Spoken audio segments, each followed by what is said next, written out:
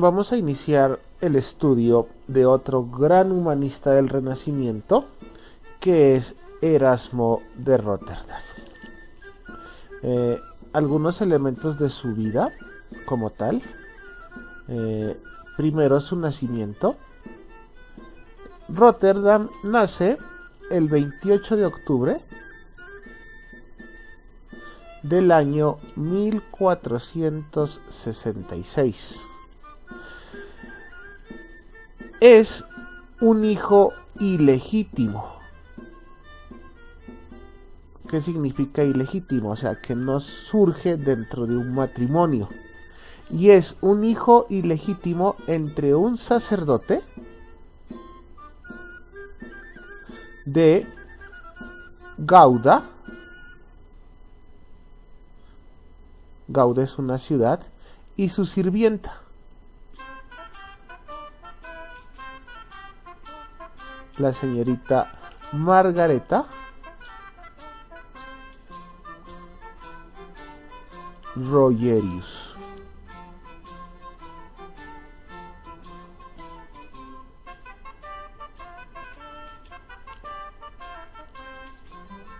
Eso pues ya trae algunos problemas para Erasmo, ¿no? Porque estos hijos no eran reconocidos como tal.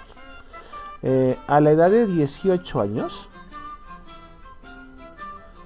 Róterdam ingresa al monasterio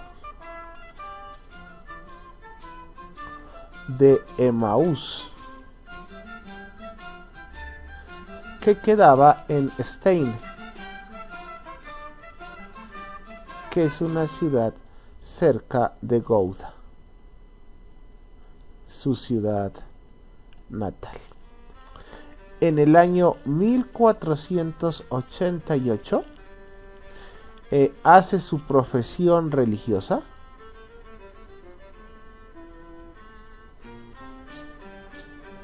y en el año 1492 es ordenado sacerdote.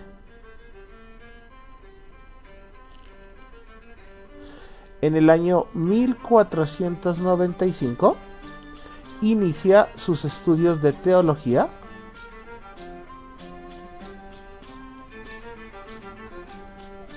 en la Universidad de París.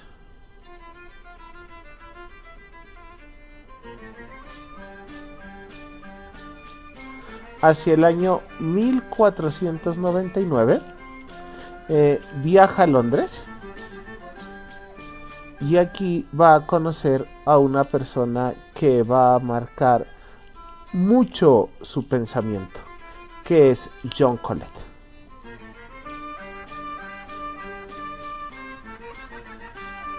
Y en su estancia en Londres es nombrado profesor titular de teología en la Universidad de Cambridge.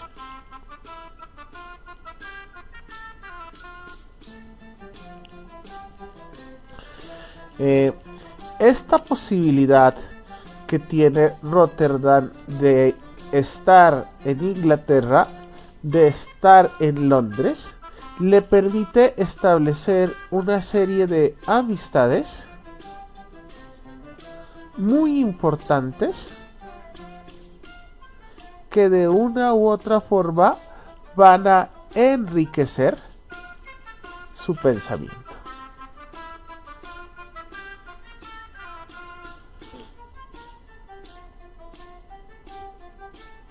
Por ejemplo, ya lo hemos dicho, la relación con John Colet,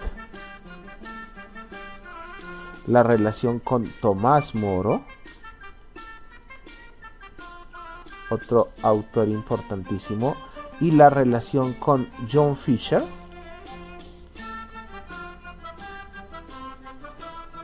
pues van a determinar unas características importantes de la manera como Róterdam desarrolla su pensamiento.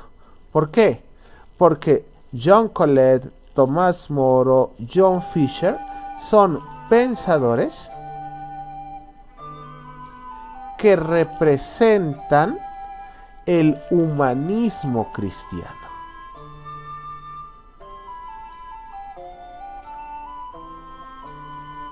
Y en ese sentido, ellos desarrollan una teología fundamentada en la Biblia y en el testimonio de los padres de la Iglesia.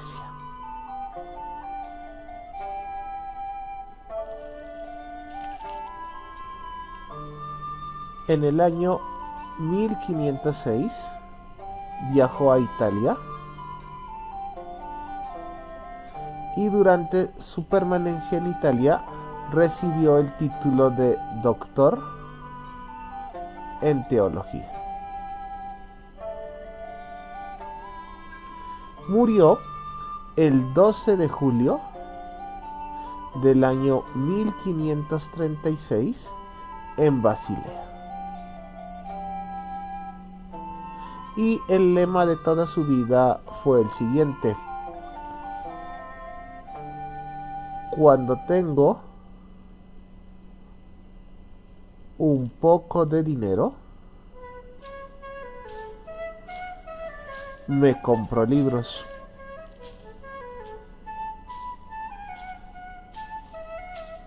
Y si sobra algo,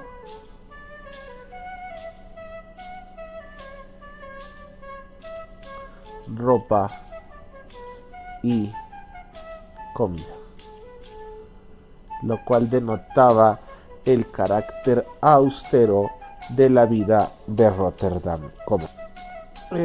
La figura de Rotterdam, el genio de Rotterdam como tal, y la influencia en la historia es muy grande. Algunos hasta satanizan las posturas de Rotterdam porque afirman que son la puerta abierta a la crítica de Martín Lutero a la Iglesia, que traerá como consecuencia la división de la Iglesia como tal. Entonces algunos acusan a Rotterdam de ser un revolucionario y lo atacan con una vehemencia radical. Nosotros no podemos aceptar que se considere la figura de Rotterdam como un revolucionario, sino que en Rotterdam lo que tendremos que ver es un renovador como tal. Y es que Rotterdam alza su voz en contra de los abusos que cometía la Iglesia Católica, pero no con el afán de destruir la Iglesia, sino con el fin de volver a su esencia original. Tanto es así que en su pensamiento la figura de Cristo, la reflexión sobre Jesús, es el elemento central de su reflexión. La figura de Cristo ocupa un lugar central.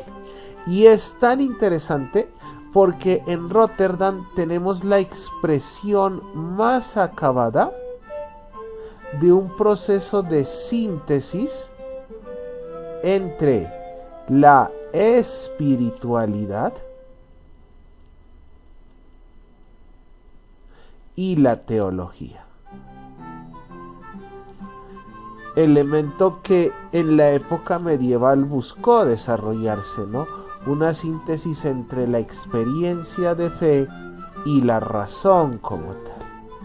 Pero los escolásticos cometen un grave error, y es que racionalizan demasiado la fe y le quitan al componente cristiano su espiritualidad.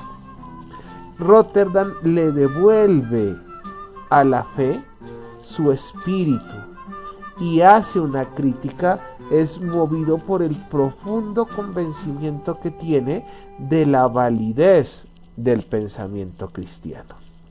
En ese sentido, los expertos hablan que el pensamiento de Rotterdam desarrolla una única filosofía. no hay una filosofía como la que Rotterdam desarrolla. Y es que él sí alcanza el fin que todo mundo busca, el que ya lo hemos hablado muchas veces, y es la felicidad. Meta a la que se puede llegar desde una profunda lucha espiritual.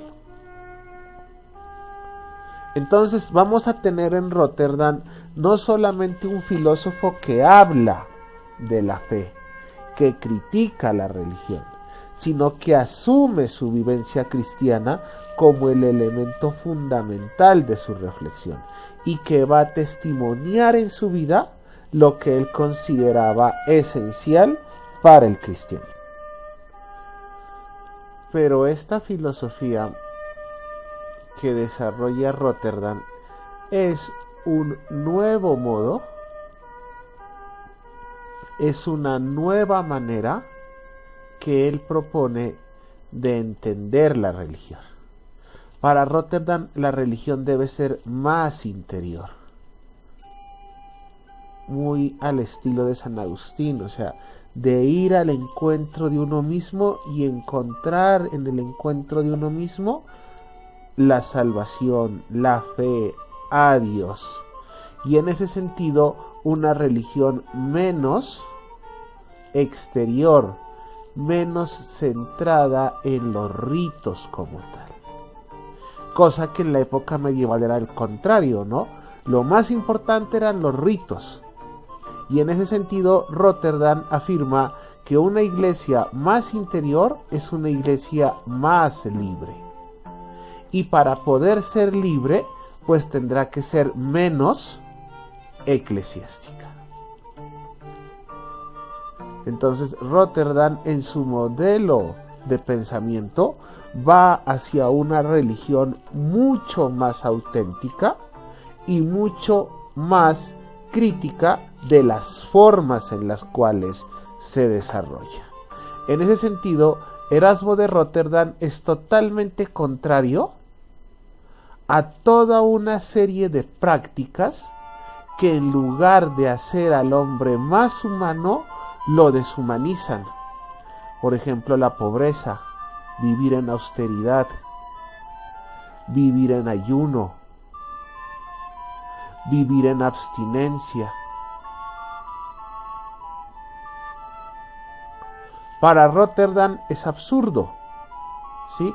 Porque la perfección del hombre no está en las cosas externas del hombre. Lo importante no es cómo el hombre se muestra a los demás, sino que la verdadera religión, y en ese sentido la auténtica perfección,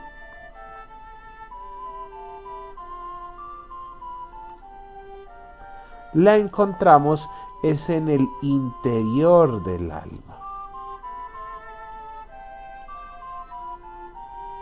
Y no en el género de vida,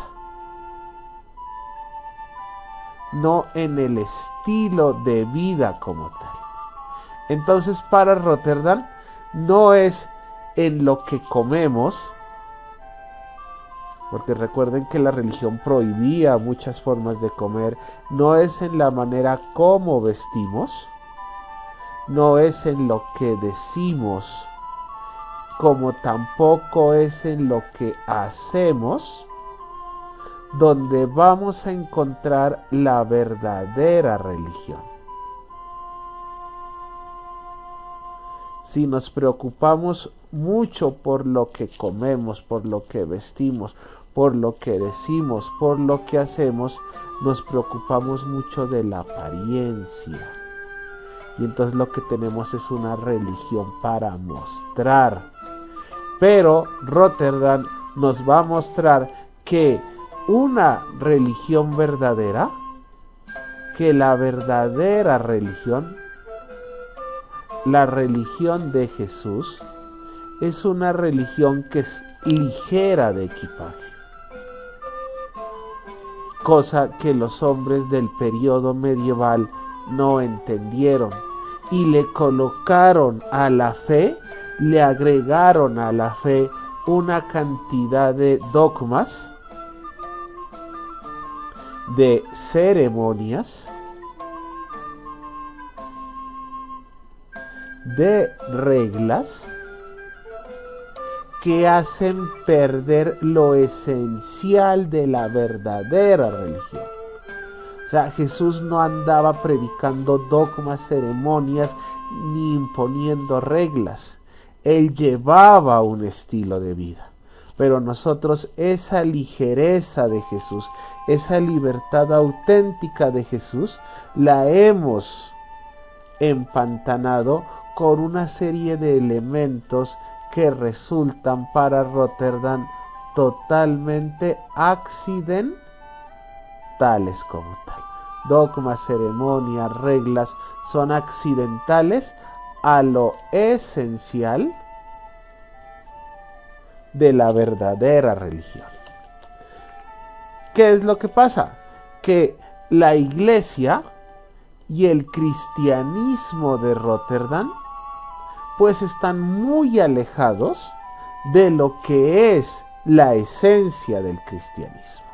Rotterdam dice: yo me encuentro con un cristianismo totalmente encastillado, o sea, encerrado en sí mismo, solamente preocupados por ellos y por el poder que ellos tienen. Un cristianismo totalmente empantanado. En otras palabras, inmóvil, porque el peso de la discusión escolástica hizo de la fe un asunto totalmente ininteligible. O sea, la fe y los principios de la fe cristiana se volvieron incomprensibles para el pueblo. Y los que están encargados de liderar la fe están más preocupados en las discusiones teóricas que verdaderamente en la práctica cristiana. Y el cristianismo es de práctica. Para Rotterdam el cristianismo no es de teorías como tal. Para poder entender de una forma más clara el por qué Rotterdam critica a la iglesia, vamos a establecer como un análisis del estado de la iglesia durante el Renacimiento. Recuerden ustedes que la iglesia tuvo un proceso de originario, llegó a su consolidación en la escolástica, pero durante el Renacimiento la iglesia presenta un estado lamentable. ¿Por qué? Porque la iglesia se alza como el referente de vida de las personas, pero el estilo de vida que desarrollan es un estilo de vida totalmente alejado de lo que ellos postulan. Vamos a ver las órdenes mendicantes, por ejemplo.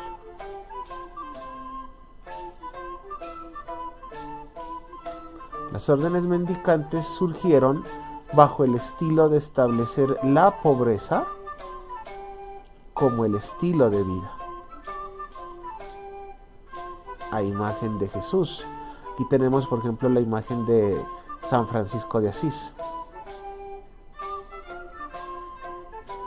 Un hombre rico que tiene la experiencia de Dios y sale un día y lo deja todo. Y en medio de su pobreza construye la santidad de su vida y funda una congregación religiosa, los franciscanos. Pero los franciscanos, después de la muerte de San Francisco, es más, ya cuando San Francisco vivía, ese ideal de pobreza poco a poco lo van olvidando y se concentran más bien en tratar de buscar el mayor beneficio, el mayor lucro. Las órdenes mendicantes, que estaban encargadas de ser la vanguardia, de liderar un estilo de vida auténtico, poco a poco olvidaron las exigencias espirituales de sus fundadores. Entonces son congregaciones religiosas que dan pena, porque están enfrancadas en unos debates, en unas peleas, en unos conflictos entre ellos mismos por quién debe gobernar, por cómo hacer para tener más tierras, por cómo hacer para obtener el beneficio de los reyes, lo cual les hace olvidar su origen fundacional. Si vamos a ver el estilo de vida de los sacerdotes, pues hombre, ese estilo de vida deja mucho que desear, ¿sí? Son sacerdotes preocupados por la riqueza, o sea, en cómo se hacen cada vez más ricos. Son sacerdotes movidos por sus pasiones. Rotterdam es un ejemplo de eso. Es el ejemplo de un cura que se mete con su sirvienta y tiene un hijo. Entonces son víctimas de sus pasiones y no saben controlar esas pasiones. Son sacerdotes que se les critica su talante moral, porque se muestran como buenos, pero la corrupción que llevan entre ellos mismos es muy profunda. Es más, algunos sacerdotes no lo hacen por vocación, sino que algunos sacerdotes o muchos sacerdotes ingresan a la iglesia como una forma de adquirir un avance social, un prestigio, un beneficio, no por el convencimiento de su vocación como tal. Y si vamos a ver nosotros a la jerarquía de la iglesia, al papa, a los obispos y demás, pues ahí sí que la cosa es mucho más deprimente, porque vemos unos papas, porque vemos unos obispos enfrascados de una forma absurda en unas luchas por el poder. Curas que asesinan a otros curas para ser nombrados obispos. Se narra también en la historia que eso ocurrió con algunos papas. Papas que se meten para asesinar a otros para mantener el poder. Papas que tienen prostitutas, que las llevan a vivir a Roma, ¿sí? Una corrupción total de la jerarquía eclesiástica, en donde lo único que importaba era el lujo y la comodidad. O sea, una jerarquía solamente centrada en ellos mismos y en donde poco importaba el pueblo como tal. O sea, es una iglesia, como Rotterdam lo dice, es una iglesia de locos, en donde la locura se apoderó de las representantes de Jesús en este mundo. Así como la iglesia pasa por un profundo periodo de corrupción, también Rotterdam observa la situación que está pasando el pueblo como tal. Y es que el pueblo, a causa de su ignorancia, no se olviden que la gente del común no sabía leer, que eso era un asunto de algunos nobles y de los curas como tal. El pueblo, sumido en esa profunda ignorancia, encuentra en la religión el único camino para poder explicar lo que sucede en el mundo. Pero ¿qué pasa? Que esta religión corrupta, que esta jerarquía eclesiástica corrupta, utiliza al pueblo para tenerlos dominados, para tenerlos controlados. Y entonces la religión introduce el temor como una forma de dominación del pueblo e inserta al pueblo en una serie de prácticas supersticiosas. O sea, en tratar de obtener beneficios de Dios, realizando algunos elementos, por ejemplo, rezando una novena con el agua bendita. Entonces, se comienzan a incorporar elementos supersticiosos y la gente poco a poco fue desarrollando una religión menos preocupada por lo esencial y más preocupada por lo supersticioso. Entonces Rotterdam no puede aceptar una iglesia supersticiosa. ¿Sí? Una iglesia que trata de aprovecharse de la inocencia del pueblo.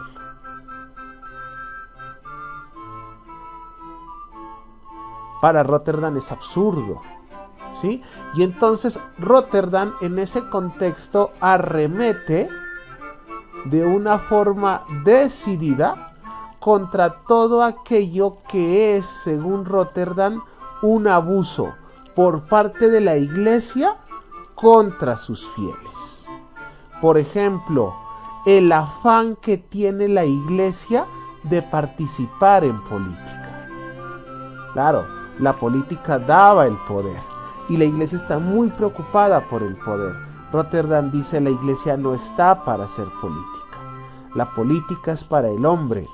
La religión no está para la política. ¿Contra qué arremete también? Contra las ansias de riqueza de los prelados, de los curas. Un cura no se hace cura para ser rico. Un cura se hace cura para que, al estilo de Jesús, se dedique a lo que Jesús vino a hacer, que es a servir a los demás, no a enriquecerse a costa de los demás. Y arremete contra todo ese fariseísmo que se había instalado dentro de la religión. ¿En qué consistía ese fariseísmo? Que una cosa es lo que se predica y otra cosa muy diferente es lo que se practica. El cura en su púlpito hablaba del amor, hablaba de la pobreza,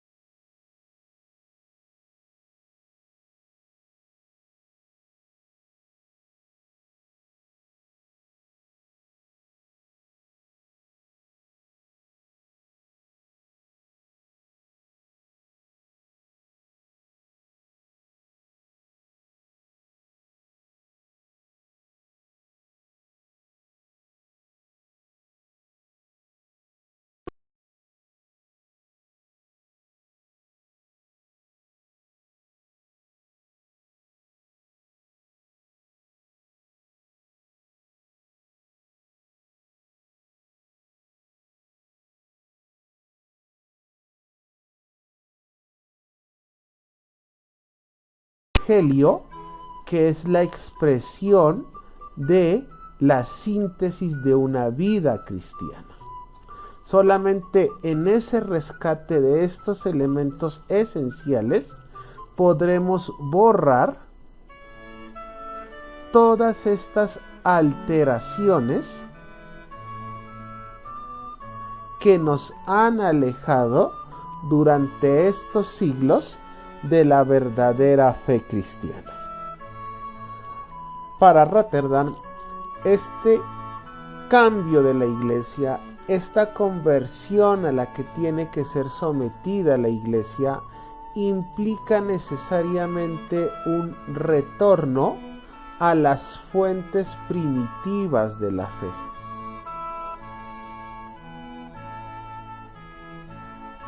Y al no estar Jesús ni los apóstoles presentes, el único testimonio directo que tenemos de esa esencia del cristianismo lo encontramos en las Sagradas Escrituras. Entonces Rotterdam propone un retorno a la Escritura. Alguien se preguntará, ¿no? ¿Y por qué hace tanta prelación a las Escrituras? ¿Por qué le da tanta importancia a la palabra? No olvidemos nosotros que Erasmo es un humanista. Es un humanista cristiano, pero es un humanista. Y en el humanismo renacentista, que es lo que estamos estudiando nosotros, en esta concepción de la historia, ¿sí? En el humanismo renacentista se desarrolla un fuerte amor por toda la sabiduría clásica. No se olviden que es un volver a los clásicos griegos, a la fundamental de la cultura griega. Pero al mismo tiempo, ese amor a la sabiduría clásica es también un deseo por restaurar a su forma original a estos clásicos. Entonces no es solamente la obsesión de Rotterdam por las escrituras, sino que en el Renacimiento era la obsesión por rescatar lo esencial de los autores, de los griegos, por ejemplo, de Platón, que según el Renacimiento fue utilizado durante la época medieval para fines religiosos, y el Renacimiento quiere devolverle a Platón, a Aristóteles, su originalidad esencial. Lo mismo quiere hacer Rotterdam con las escrituras. Durante la época medieval, las escrituras fueron malinterpretadas, por lo tanto es indispensable ir a los orígenes. Y los orígenes están en la palabra como tal.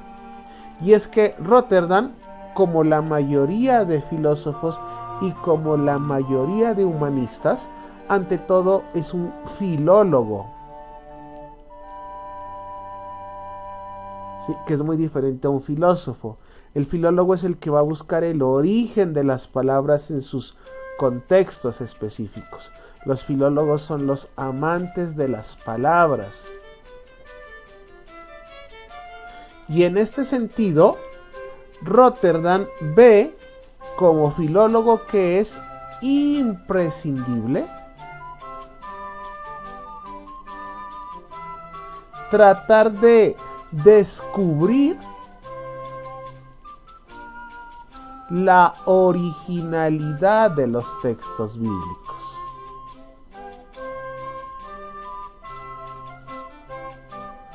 Ir a las fuentes de la tradición bíblica.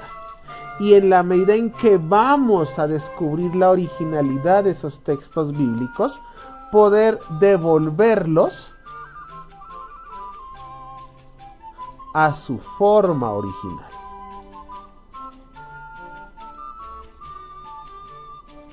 Quitando toda esa contaminación propia de la escolástica, propia del periodo medieval.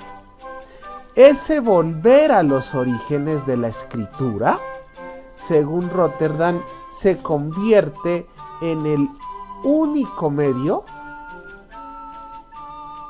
para que el hombre pueda alcanzar el correcto significado de la fe cristiana como tal. Por lo tanto, la salvación del hombre